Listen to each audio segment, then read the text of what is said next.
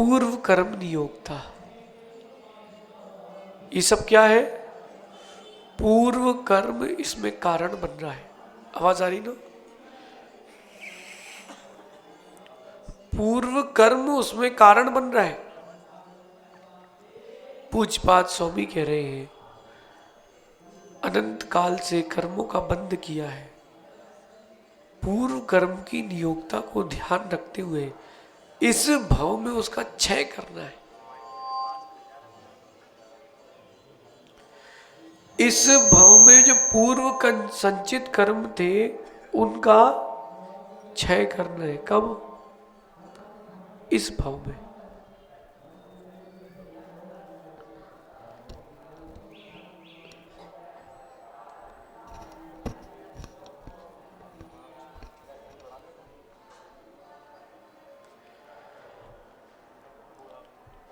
पूज्यपाद स्वामी अब आगे कह रहे हैं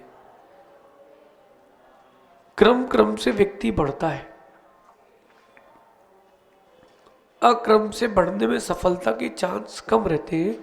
जीव को क्रम क्रम से आगे बढ़ना चाहिए। मां भोजन बनाने का क्रम रखते हो? नहीं रखते हो? जो भोजन शाम को खाना है वो सुबह बना के नहीं रखती कुशल गृहिणी, और भोजन बनाते समय भी ध्यान रखती है कब क्या कैसे बनाना है। क्योंकि जो द्विपक्व आहार होता है वो शरीर के लिए विष का काम करता है। कौन सा आहार? द्विपक्व आहार। चावल आपने बनाया है सुबह और शाम को अगर गर्म करके खाया है तो वो हानिप्रद देगा, लाभप्रद नहीं होगा। क्रम का ध्यान रखना चाहिए। माना कि घर में 5 लोग भोजन के हैं और दोनों टाइम चावल खाते हैं, तो आप 5 लोगों का दोनों टाइम का एक बार में मत बनाओ। शाम को अलग बनाओ, सुबह मेहनत थोड़ी ज़्यादा लगेगी लेकिन स्वस्थता अधिक रहेगी। ऐसी पूज्यपाद स्वामी कह रहे हैं कि अगर हे जीव तू चाहता है स्वस्थ रहना, सिद्धों के साथ वाला स्वस्थ रहना, तो तुझे क्रम का ध्यान रखना पड़ेगा। अंतिम अंतिम उपदेश है पूज्यपाद स्वामी का, और इंदौर के भी अंतिम अंतिम उपदेश है। हाँ देखो, ऐसा कहते हैं बुंदेलखंडी में जितना पचे उतना ही खाओ। जितना पचे अधिक खाओगे तो बीमार पड़ जाते हो। हाँ अभी किसी का पचा नहीं है, ठीक है भाई साहब, पचा होता तो ऊपर दिखते। सुनो अच्छा,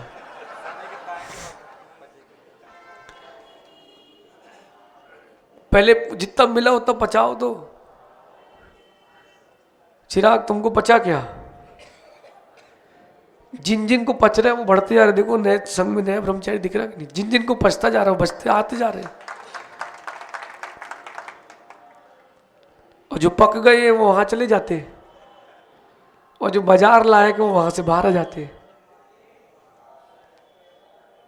पूज्यपाद स्वामी 48वें श्लोक में कह रहे हैं, अब 48, 49, 50, 51 4 श्लोक रह गए। ये 4 श्लोक जो है समय सार का इसमें रस है। जो जीव आत्म ध्यान में लीन होता है उसको कुछ ना कुछ तो उपलब्धि होती है। आर्द्र रौद्र ध्यान वाले को उपलब्धि होती नरक तिर्यंज गति की, तो जो आत्म ध्यान में लीन है उसको कुछ तो उपलब्धि होगी। शिष्य पूछ रहा है गुरुदेव आत्म ध्यान में लीन योगी की क्या उपलब्धि होती है? पूज्यपाद स्वामी कहते हैं उसको आत्मानंद आता है। जो आर्द्र रौद्र ध्यान में उसको हिंसानंद आता है, लेकिन जो आत्मानंद में लीन है उसको आत्मानंद आता है। तो ये इस आत्मानंद से होगा क्या? प्यास लगती है, पानी पीता हूं, प्यास मिट जाती है। भूख लगती है, भोजन करता हूं, भूख मिट जाती है। तो इस आत्मानंद से क्या प्राप्त होगा? पूछपाछ स्वामी से बता रहे हैं।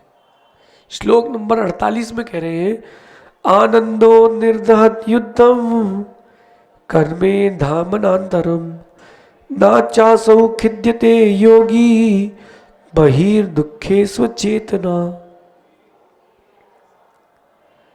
पहले इसका अर्थ समझ लेते हैं, फिर इसकी भूमिका पर आते हैं। अभी तो इतने दिन से स्टोपदेश की जो चल रही थी उसकी भूमिका थी। पूछपाछ स्वामी कह रहे हैं कि आत्मानंदो, आनंदो आत्मानंदो। कौन सा आनंद? आत्मानंद।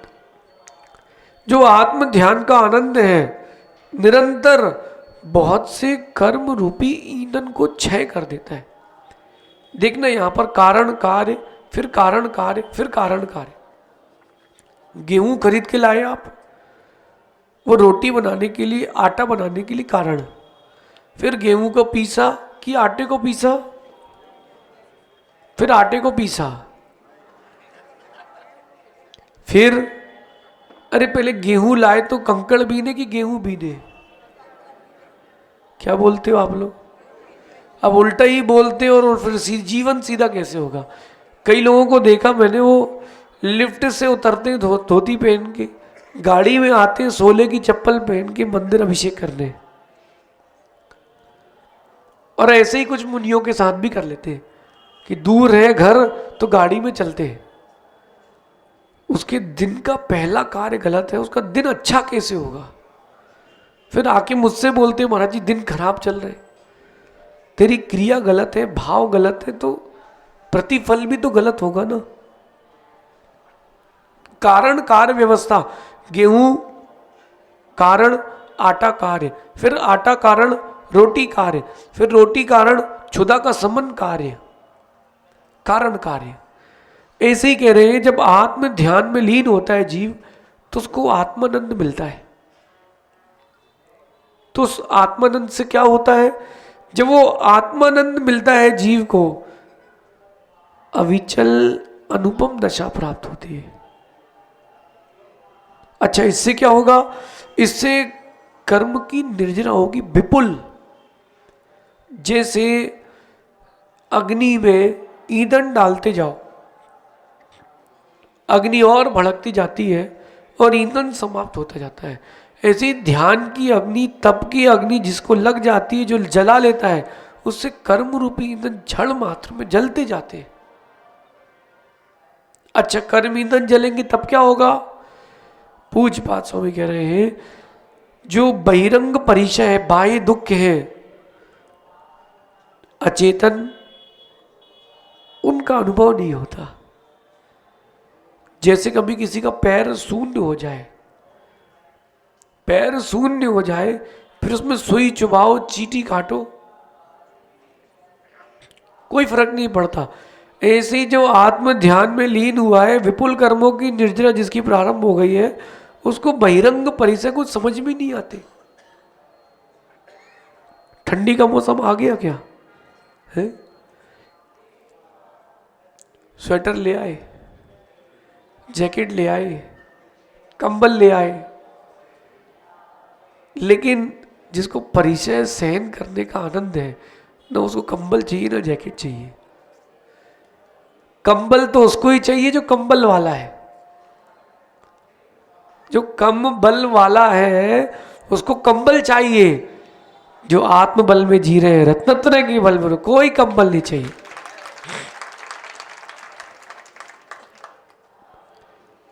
अच्छे दुखों परिसरों को सहने का कोई अनुभव ही नहीं होगा, फिर क्या होगा? फिर खेद रहित अवस्था आएगी। इस श्लोक में मुख्य 4 बातें हैं। आत्म ध्यान से आत्मानंद, और आत्मानंद से विपुल कर्म निर्जरा, विपुल कर्म निर्जरा से परिचय आदि का अनुभव नहीं होता और उससे खेद नहीं होता। खेद ना होना सबसे श्रेष्ठ कार्य है। मैं दुखी नहीं होऊंगा, मैं दुखी नहीं होऊंगा। बोलो काला जी। देखो, नाक बंद हो जाए तो हो जाए, दिमाग बंद नहीं होना चाहिए। समझ रहे? मैं दुखी नहीं होऊंगा, बोलो, हमसे कह रहे नहीं, मैं तो नहीं होता, राकेश भी, अपन तो नहीं होते। दुखी होने से कुछ होता ही नहीं है, दुखी होने से कुछ फायदा नहीं होता, तो दुखी क्यों हो? अब काला जी, एक सज्जन कह रहे थे वो तो काला जी के ऊपर विशेष आशीर्वाद है तो उनको माता पिता बनाया गया है। बोले आप नहीं बनाया है। अब उसको क्या जवाब दे? तो हमने कहा बनाया है, और बोलो। तो व्यवस्था पंडित जी कमेटी की थी, फिर भी हमने कहा बनाया, और बोलो। फिर वो कुछ नहीं बोला,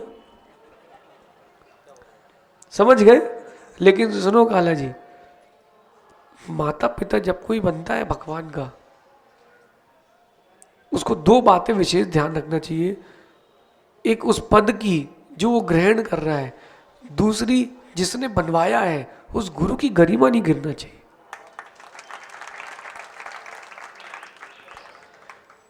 आप कहीं फुल्की के ठेले में फुल्की खाते दिख गए तो लोग बोलेंगे ये, अरे ये वो माता पिता बने थे भैया। कहां पर? महावीर बाग है, महावीर नगर में जो स्थान था समोशरण का पंचकड़क में तिलक नगर, वहां माता पिता बने थे। भैया बिना प्याज की खा रहे हैं कि प्याज वाले? नहीं, वो ऐसे नहीं है, सात्विक है, समझ गए?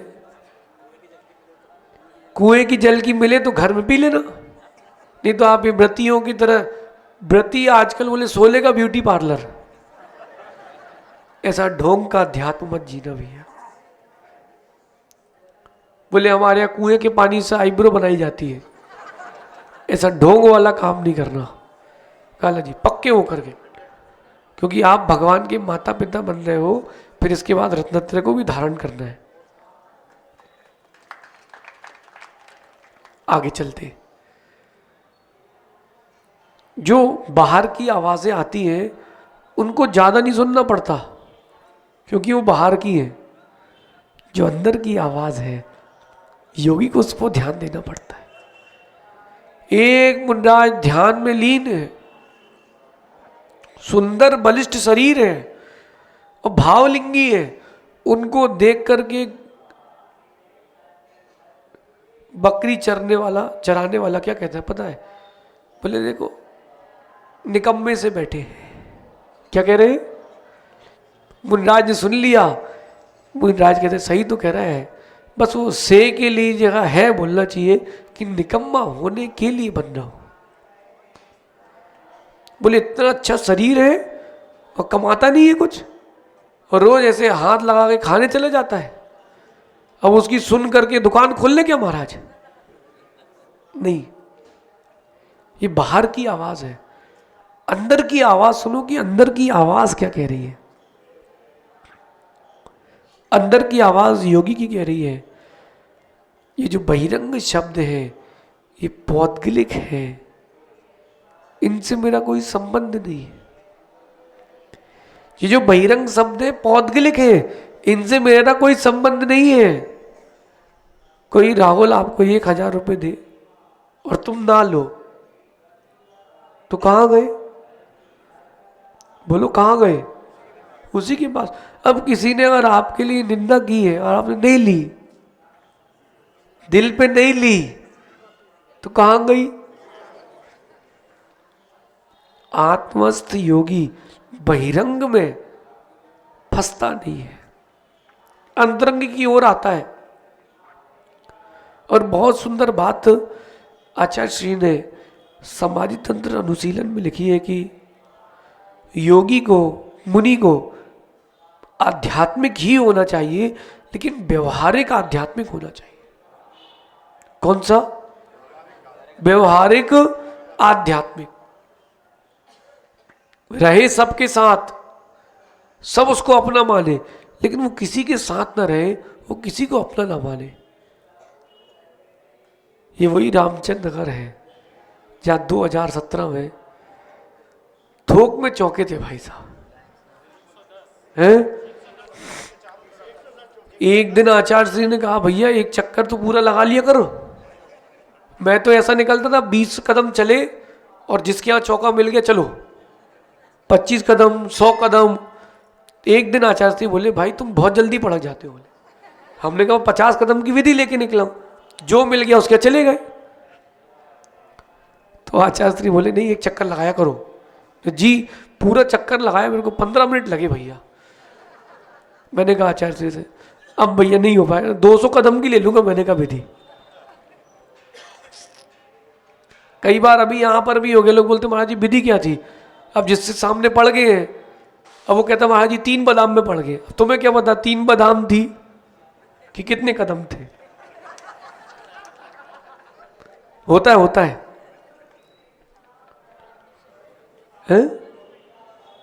होता है चिराग। इसी के चक्कर में तुम्हारे जैसों के चौके भी खाली जाते हैं। नकुल सोचता मेरे से विधि मिल गई। अरे तेरे से तो मिल गई, लेकिन विधि तेरे बादाम की नहीं थी भाई। हो सकता है उनके कदमों की विधि हो, धोती के रंग की विधि हो। जो 5 कलश लिया उसके बाजू में पड़ गए। अब बोलो क्या विधि है? जो 5 कलश लिया उसके बाजू वाले क्या पड़ गए। अब बेचारे बाजू वाले को तो कुछ विधि लेने ही नहीं है, लेकिन उसका भाग्य यही है कि 5 कलश वाला उसके बाजू में खड़ा होगा।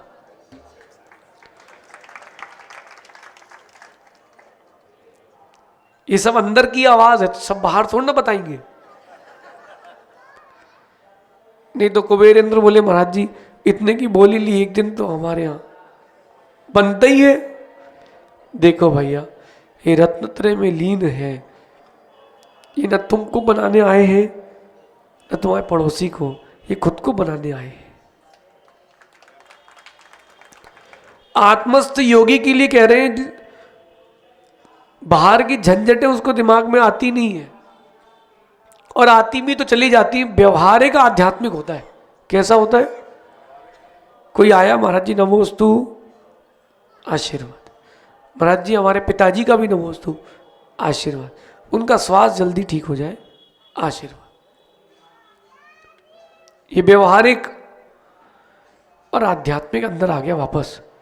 अब तुम्हारे पिताजी तुम सब अपने घर में, हम अपने घर में। लेकिन जो अव्यवहारिक होता है, महाराज जी नमोस्तु, किसको नमोस्तु? कौन नमोस्तु? तू भगवान आत्मा, मैं भगवान आत्मा।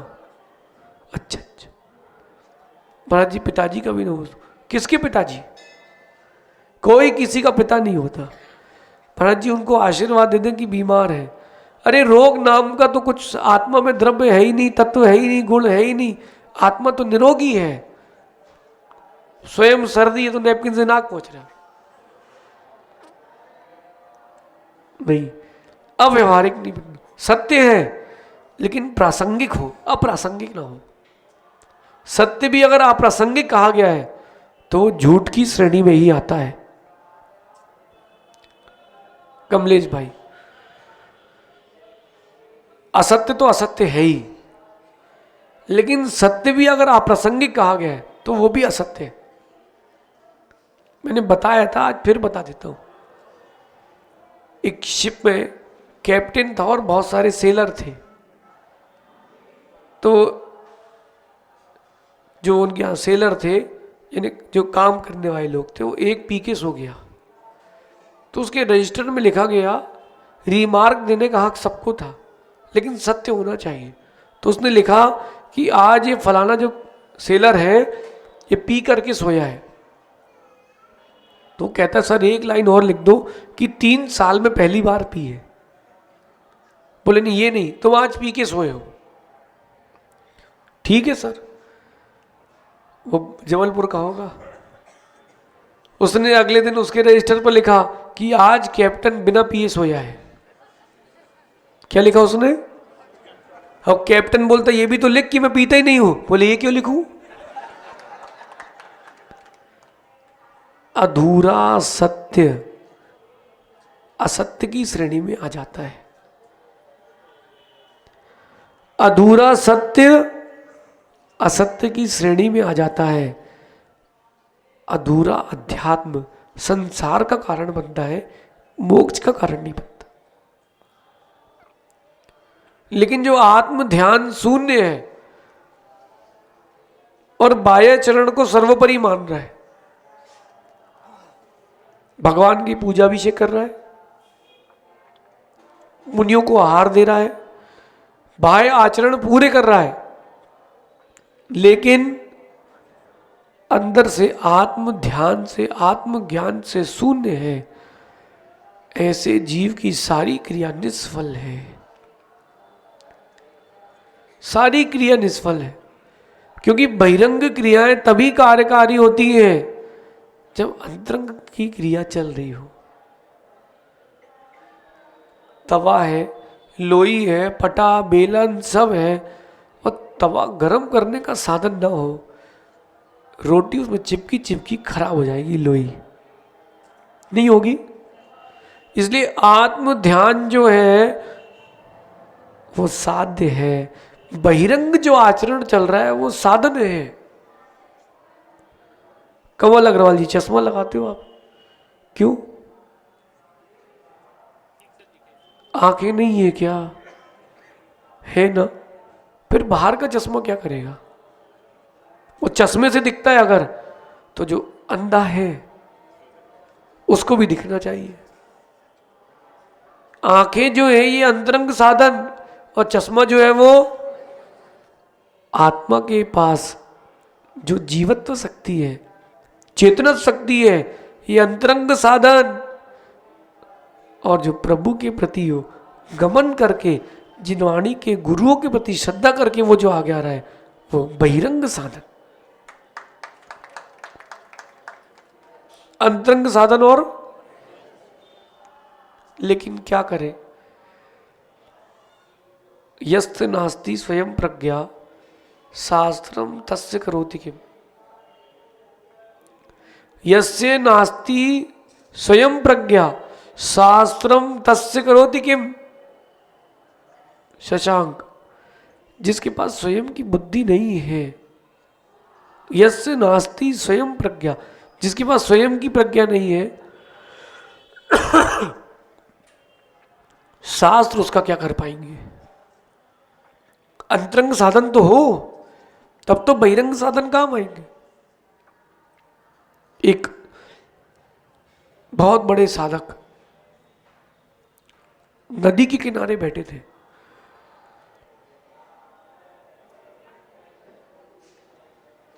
ध्यान में लीन थे। एक भक्त आया, ज्ञानी था भक्त। भक्त कहता है, गुरु जी, स्वामी जी, बाबा जी, आपको ये साधना करते करते कितने साल हो गए? बोले 40 साल हो गया है। भोजन, बोले जो लाके दे देता है वो खा लेता हूं। 40 साल? बोले हाँ। बोले 40 साल की उपलब्धि क्या हुई? बोले मतलब? बोले मैं 60 वर्ष का हूं, 20 वर्ष में मैंने व्यापार चालू किया था, 40 वर्ष में मैंने इतने करोड़ रुपए कमाए, ये मेरी उपलब्धि है। आपकी उपलब्धि क्या है? स्वामी जी कहते हैं, ये नदी दिख रही, नदी?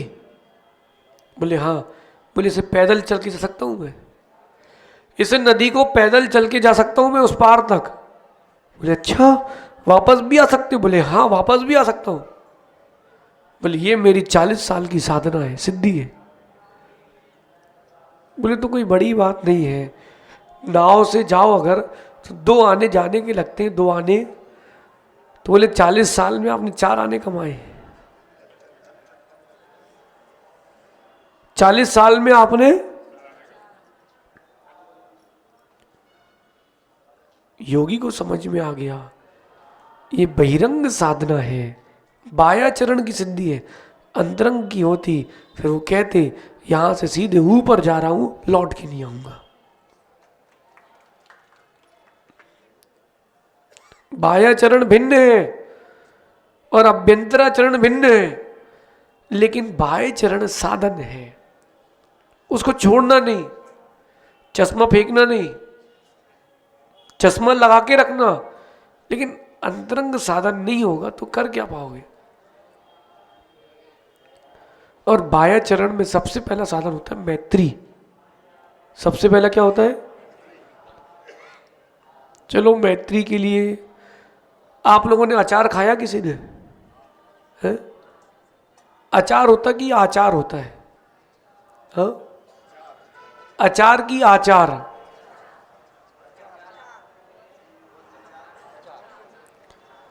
बोलो बोलो,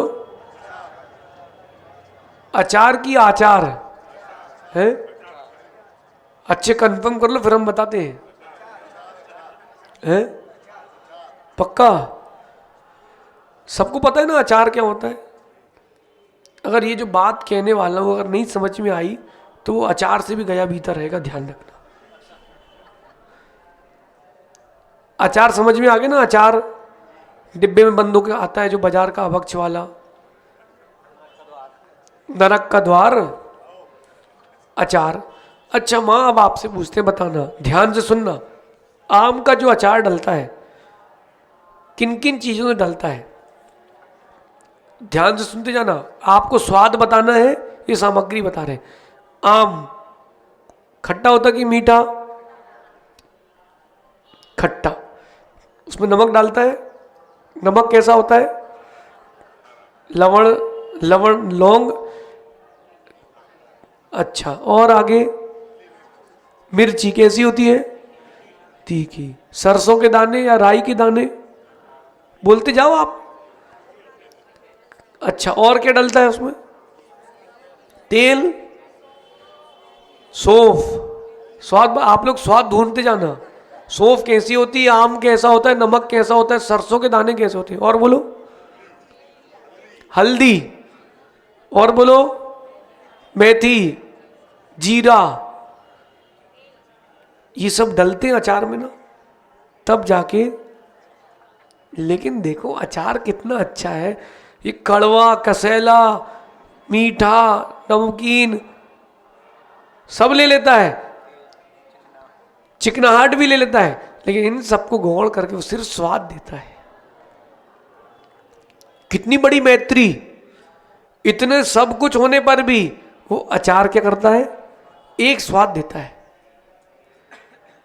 अगर आप समाज में रह करके भी एकत्व की भावना नहीं ला पाए तो आप अचार से भी गए बीते हो। अचार से भी गए बीते हो। अभी हम पंचकर्म करके आए हैं संस्कार की, तो भगवान के संस्कार की दिगंबर आमना है। कौन सी आमना? अब वो मंदिर वाला जो लिखवाना चाहे तो लिखवाए, वो उसकी कसाई है। अभी दीक्षा हुई थी रायपुर में, देखी किसी ने? गए थे वहां कोई देखने? वहां क्या बोला आचार्य ने? महावीर कुंद आमना है। आचार्य विशुद्ध, सभी आचार्य पूर्वाचार्यों का नाम आचार्य विशुद्ध सागर से तस्य शिष्या महामुनि जयेंद्र सागर नाम दिया जाता। कौन से पंथी? बोलो? है कोई पंथी नहीं। जो पक्ष के नए के पक्ष में है, पंथ के पक्ष में है, वो मिथ्या दृष्टि ही है। चाहे वो 13 लिखे चाहे 20 लिखे। और अपने साथ तो बड़ी समस्या है। क्यों अपर सागर जी? अपने साथ बड़ी समस्या है। या इंदौर में 20 पंथी बोलते हैं कि अपने महाराज आए हैं, 13 पंथी पंचकड़क रहे बोले अपने महाराज आए हैं, और मुमुक्षु तो अपने हैं ही। अब ये समझ में नहीं आता कि अपन कौन से पंथी है। कमल अग्रवाल जी, अभी यहां कोई एक सेवफल चढ़ा दे तो उसके सेवफल चढ़ाने से मैं 20 पंथी कैसे हो जाऊंगा? है? बोलो? मां हो जाऊंगा। तो फिर तुम भी तो खाते हो सेवफल, तुम भी 20 पंथी हो जाओगे। दूध पीते हो तो 20 पंथी हो गए। लड्डू खाया कभी तो 20 पंथी हो गए। जब नारियल की गरी खाई तो 13 पंथी हो गए। और जब जिस दिन कुछ नहीं खाया उपास करके बैठे उस दिन तारण तरण हो गए। हैं? अरे अचार बनना भी नहीं सीख पाए तो धिक्कार है। अचार बनना सीख जाओ। कड़वा, कसैला, मीठा, खट्टा, नमकीन सब ले लेता है, लेकिन ऐसा स्वाद देता है कि जिसके साथ खाओ मजा आ जाता है। अचार खाना नहीं, बाजार वाला नहीं खाना, मर्यादा वाला खाना नहीं। और 1 आध साल पुराना अचार हो आम का तो हा, ए पानी नहीं ला। क्यों अर्पित पंडित? है? पहले बर्मी से फफूंद निकाल के फिर फफूंद ही तो खाते हैं। अरे आत्म शून्य ज्ञानी की यही अवस्था है, वो भिन्न भिन्नता देखता है और आत्मज्ञानी साधक एकत्व देखता है।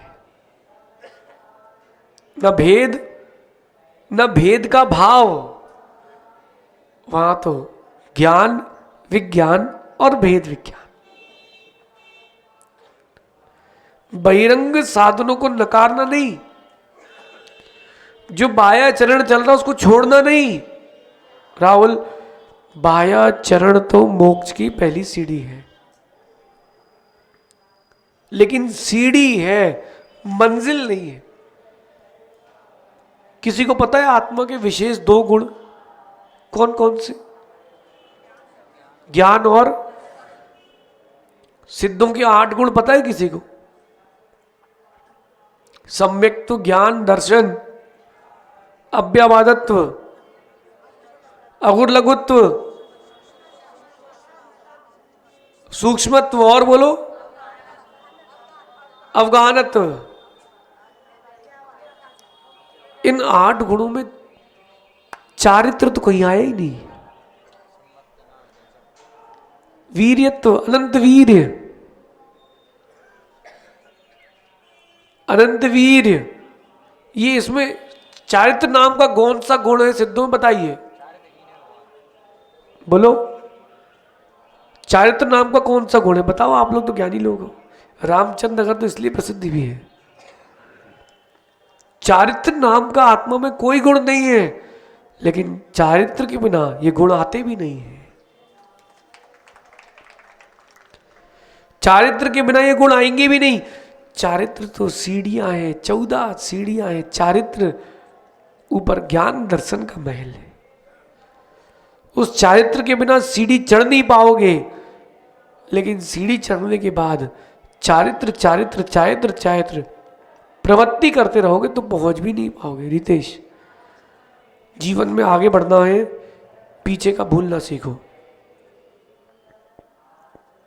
अब यहां पर आए हैं रामचंद्र नगर हम, तो यहां पर लीड्स के पंचगणक की चर्चा करेंगे स्टोपदेश की।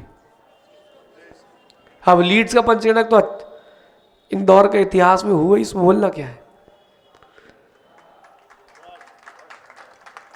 अरे शैलेश, जब 25-50 घर में वहाँ पब्लिक नहीं संभल रही थी, तो समूह शरण, छावनी और विद्या पैलेस के पंचगणक का क्या होगा तुम सोच लो।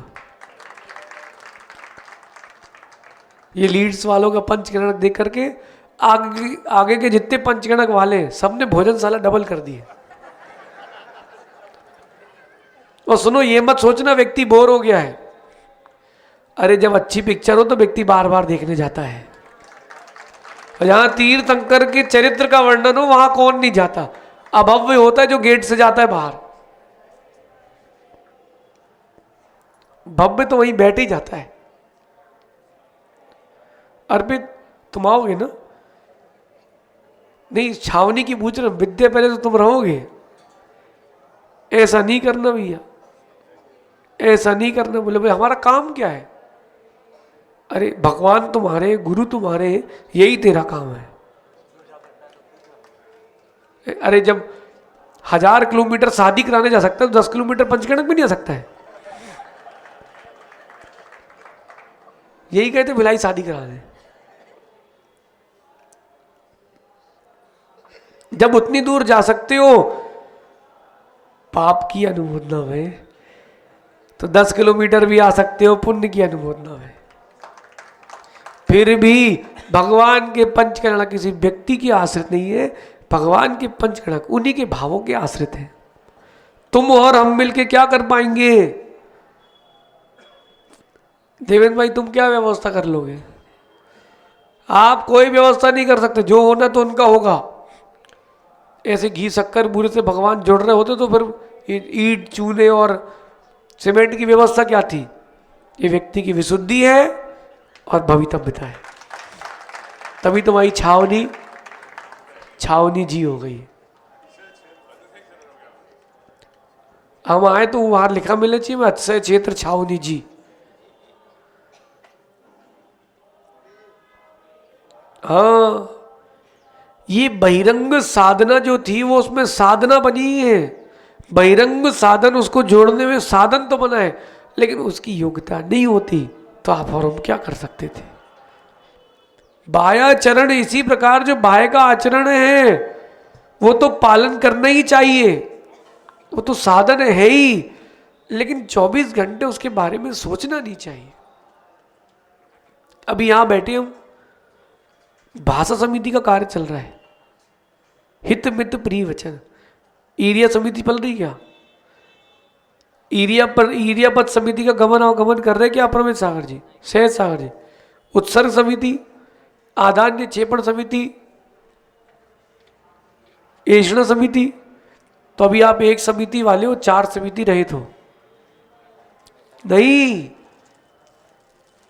ईरिया भाषा समिति, जो भाषा समिति है वो भी प्रवृत्ति रूप है, बाकी जो 4 समिति है वो गौण है। और हार बजाएंगे तो ऐषणा समिति, बाकी गौण। ईरिया समिति, ऐषणा समिति, हार पे खड़े हो गए फिर ऐषणा समिति। उस समय उत्सर्ग समिति का चिंतन नहीं करना, नहीं तो अंतराय हो जाएगा। बाह्याचरण प्रमुख है, पहली सीढ़ी है। जिसने बाह्याचरण पर ध्यान नहीं दिया वो आत्म ध्यान तक पहुंच ही नहीं सकता। इसलिए पूजपात स्वामी कह रहे हैं बाह्याचरण पर ध्यान दो, अहिंसक तपस्या करो, हिंसक तपस्या मत करो। अपन को कहां खेद रहित अवस्था तक जाना है, 3 दिन में पहुंचा देंगे। बाह्याचरण जो है वो करो, लेकिन हिंसक तपस्या मत करो, अहिंसक तपस्या करो। ये कौन सी तपस्या होती है? हिंसक तपस्या और अहिंसक तपस्या।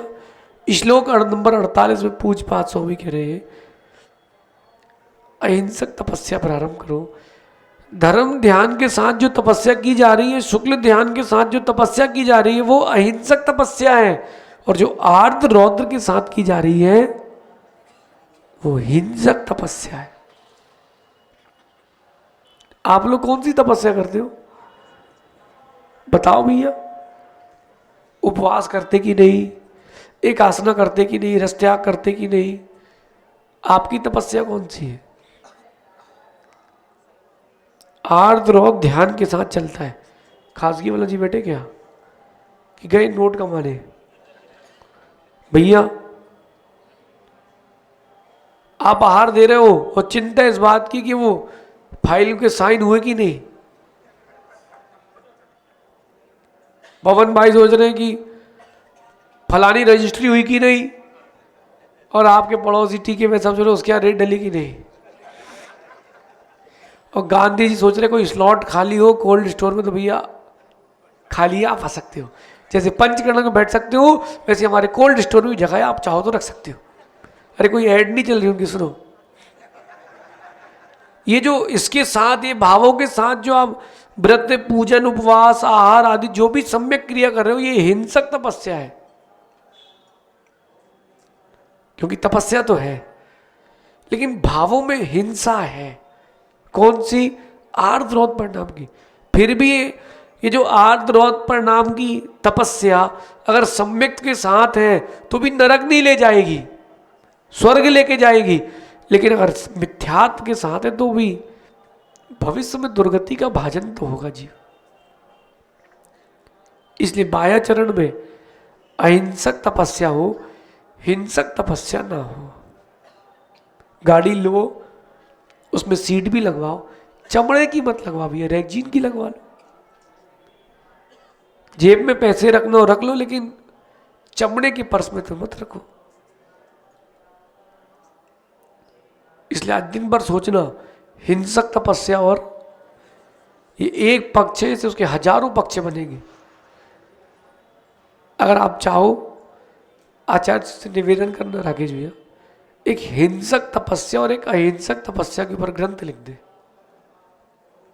कौन सी? इसमें द्रव्य, क्षेत्र, काल, भाव, नाम, स्थापना सब आ गया। तीव्र, मंद्र, ज्ञाता, ज्ञात, भाव, अधिकरण, वीर, ये सब आ गया। संभ्रम, समारंभ, आरंभ, क्रोध, मान, माया, लोभ, कृत, काय, तन्मोदना, सब आ गया। इन सारे भंगों को लगाओ अपनी तपस्या में। ये तपस्या हिंसक है कि अहिंसक है? बोलो बोलो राहुल भाई। भोजन करते हो जब, अगर नीचे देख के शोधन करके कर लोगे तो वो भोजन अहिंसक हो जाएगा। अंतराय की बात नहीं कर रहा हूं। रोटी किनारे रख दो, बाल आ गया तो दूसरी खा लो, देख के तो खा सकते हो। बाह्याचरण में भी अहिंसक भाव आपका झलकना चाहिए।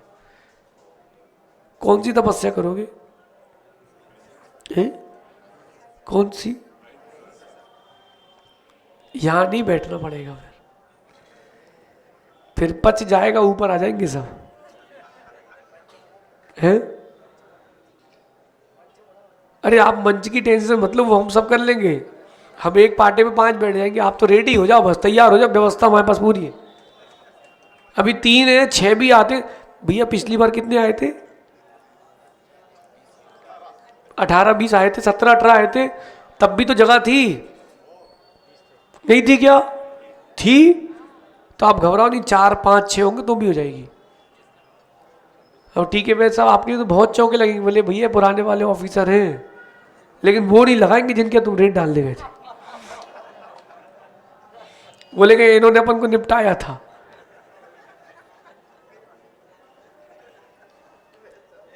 पचाओ, देखो जितना पचाओगे उतना अच्छा है। जो नहीं पचाओगे तो विरेचन होगा या भवन होगा। इसलिए कहाँ गए रद्दू शीतकालीन वाचन? सुनो, पहले तुम इतनी तो पचा लो। सुनो, आपकी निगाह में चातुर्मास समाप्त हुआ है, मेरी निगाह में भी चातुर्मास को 1 महीने बचे हैं।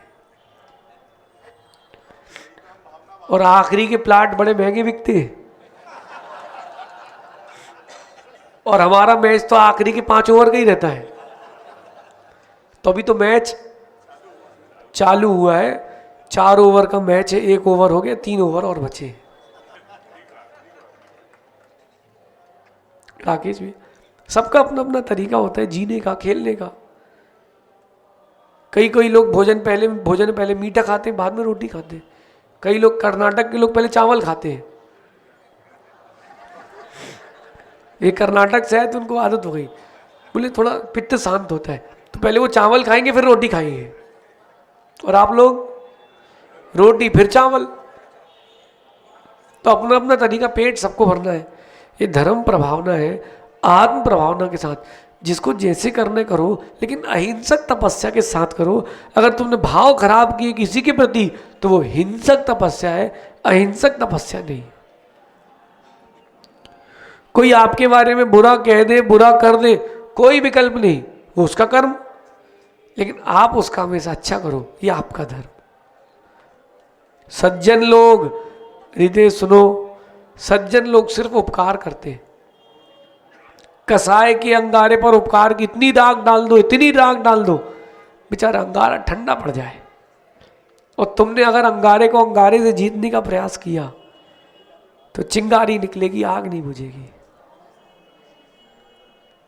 क्या हुआ अशोक जी? नहीं आप घबराओ नहीं, हम किसी की उधारी लेके नहीं जाएंगे, पूरी चुका के जाएंगे। बच्ची कुछ ही तुम्हारे 6 तारीख को चुका देंगे, घबराना नहीं। ऐसे किसी की उधारी लेना चाहिए क्या कमल जी? है उधारी किसी की लेना, और इतने दिन लग गए तो ब्याज सहित देंगे, घबराओ नहीं। इसलिए रामचंद्र नगर को पहले 1 दिन दिए, तब 3 दिन दिए।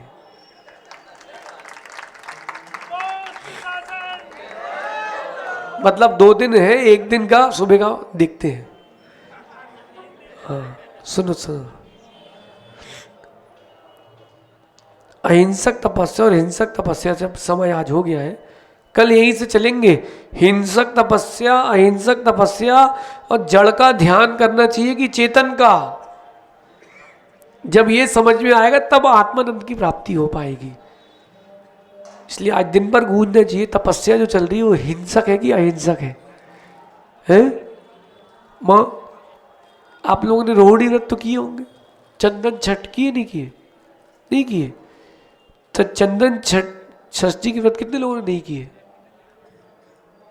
जिन्होंने नहीं किए वो उनको कर लेना चाहिए, आप लोगों के लिए बहुत आवश्यक है। चंदन षष्ठी बोलते ना, क्या बोलते? कर ली। जिन जिन्हें नहीं की वो चाहे वृद्ध हो चाहे अभी हो, वो जरूर करना, आपके लिए नहीं इनके लिए। हाँ है? आप लोग तो चाहे शुद्धि करो 12-14 से। ये जो तपस्या है वो हिंसक है कि अहिंसक है? अब आपने बढ़िया उपवास कर लिया, अब पूरे घर के पर्दे धोते फिर रहे हो, ऐसा उपवास नहीं। कल विशेष चर्चा करेंगे हिंसक तप, और आप सभी हिंसक अहिंसक तक पर दृष्टि लेके जाएं ताकि हिंसा से ऊपर उठकर अहिंसा में लीन हो सके। भगवान महावीर स्वामी की हिंसक तप करोगे विशुद्धि जाती रहेगी, अहिंसक तप करोगे विशुद्धि। भगवान महावीर स्वामी की, आचार्य भगवान गुरुवर विशुद्ध सागर जी महाराज की।